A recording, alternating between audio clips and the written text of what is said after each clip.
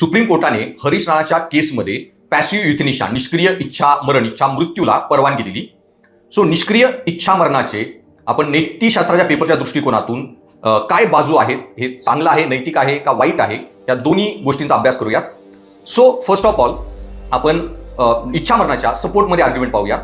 So passive इच्छा मृत्यू निष्क्रिय इच्छा मृत्यूमध्ये दर माणसाला जसा जगण्याचा अधिकार आहे तसंच प्रत्येक माणसाला एक राईट टू डिग्निफाईड डेथ हाही अधिकार आहे.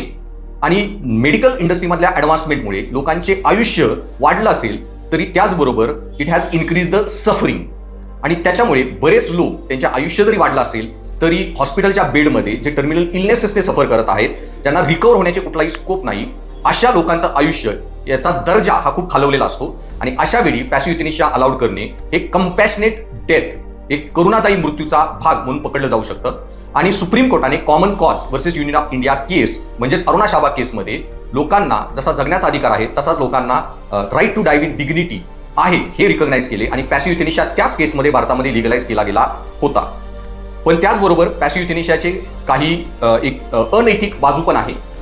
ती अनैतिक बाजू म्हणजे की कांतियन इथिक्सनुसार लोकांना डॉक्टरची ड्युटी ही लोकांचा जीव वाचवण्याची आहे, ना की लोकांचा जीव घेणे. आणि हे इच्छा मरण इच्छा मृत्यू हे डॉक्टरच्या या डिओन्टॉलॉजिकल ड्युटीच्या विरोधात जाते. त्याचबरोबर पॅसिव्ह युथेनिशियामध्ये लोकांना प्रोग्नॉस्टिक किंवा डायग्नोस्टिक अनसर्टनिटीचाही सामना करावा लागतो. आज बरेच आजार इनक्युरेबल आहेत, टर्मिनल इलनेसेस म्हणून त्यांना क्लासिफाय केलं जातं, पण आपल्याला माहित नाही की उद्याच मेडिकल सायन्समध्ये त्यावर क्युअर्स निघू शकतात.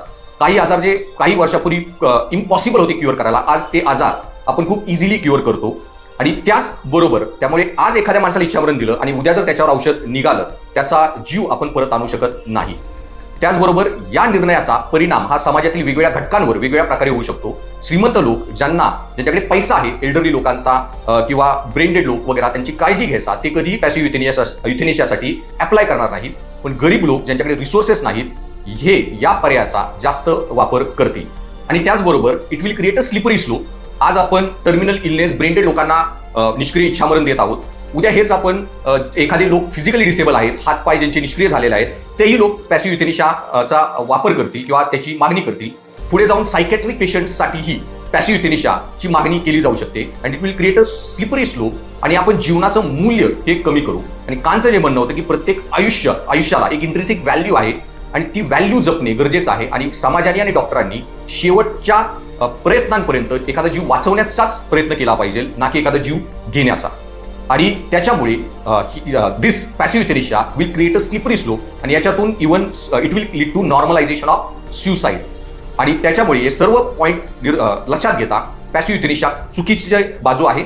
पण त्याचबरोबर आपल्याला हे लक्षात घेतलं पाहिजे की युथेनिशियाचे दोन टाईप आहेत, पॅसिव्ह युथेनिशिया आणि ऍक्टिव्ह युथेनिशिया. जरी पॅसिव्ह युथेनिशिया लिगलाइज केला असला तरी active euthanasia is totally ban.